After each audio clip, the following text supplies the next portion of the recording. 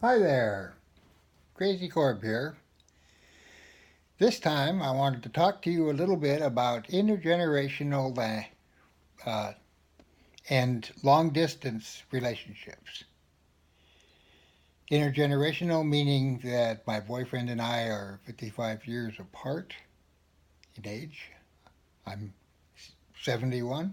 He's going to be 17 in another month or so. Um, we're 2,200 miles apart. We talk on the phone every day. We talk on the phone from morning till night.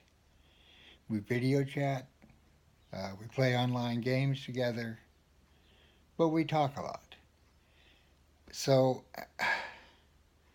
it's a little difficult for me sometimes to try and explain just exactly what it is that we do because we have a lot of plans that we've made. We've been together for 2 or 3 months.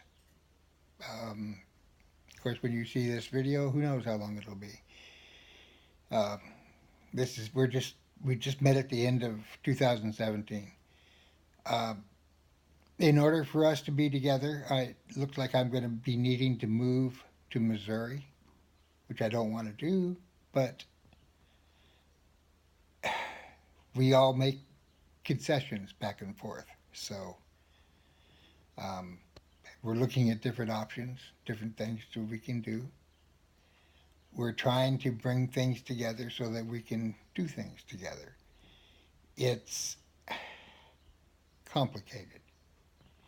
I started out wanting to be his friend and to help him, and ended up falling in love with each other almost from the moment we first really started talking. Um, he wants me to be his partner. He wants to spend the rest of his life helping me, and me wanting to spend the rest of my life helping him. He's into reptiles. He's into lots of different types of animals. That's what he wants to do for a living. Of course, I'm retired, but I'm a retired private investigator, paralegal, and I find what he likes interesting. So between the two of us, we seem to have a lot that goes the way we want things to be. But there's problems. There's always problems. That's the way relationships work. But there's special problems when it's intergenerational. We're talking a 55-year span. Um, Everything he does is generated off of computers. When I was his age, the first computer was 7 stories tall and took up a whole building. That was the UNIVAC. I haven't been raised with electronics the way he has. So I constantly have problems with electronics. And he has to constantly help me figure out how to do things.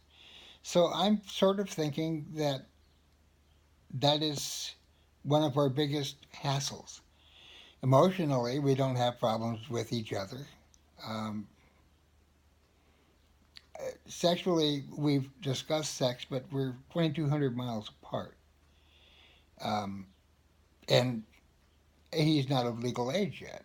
Well, he will be shortly, but he's not of legal age yet. So that whole section is discussed in terms that are at best tenuous. Um,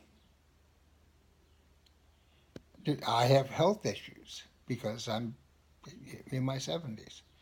So why would we even consider such a thing? Fair question. Am I a pedophile? No. Do I want to spend my life with him? Yes. Does he want to spend his life with me? He says yes. I can't speak for him. But we're basing everything on the fact that yes. He has problems with his parents. They're separated, or actually divorced. He's first living with his father until he's 17. His father's an asshole. He picks him up after school. He takes him to school. When he goes and he does his veterinary assistant course, his father takes him from school to that and then picks him up at that when he's done working. And that seems to be the way he treats him. He's not allowed to have friends. He's not allowed to visit anybody. He's not allowed, but he has his phone. And yes, his phone is of some help. That's how we met. Um, but we spend a lot of time together. His father's trying to, he doesn't know about me, of course, but he's trying to curtail all of his relationships and friendships. That's a problem. It's a problem for everybody except for his father, who's into a super control freak thing. I just don't understand how we can deal with that. My feelings are that he needs to file court papers. Um, I'm low income. He's low income. His family's low income. His father is aggressive. He's over 300 pounds. He's a tyrant. And I, excuse me, I fear for his life. I fear that something is going to happen at some point and he is going to be held to answer or whatever. He's got a homophobic father who has no idea that his son is gay. When that comes out, and at some point, at some time, it will, it's going to be a problem.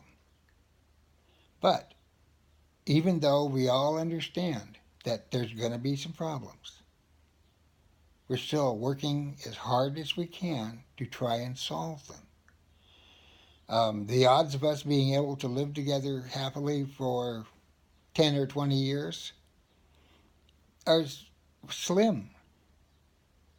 But I'm willing to try. He's willing to try. He wants to help me.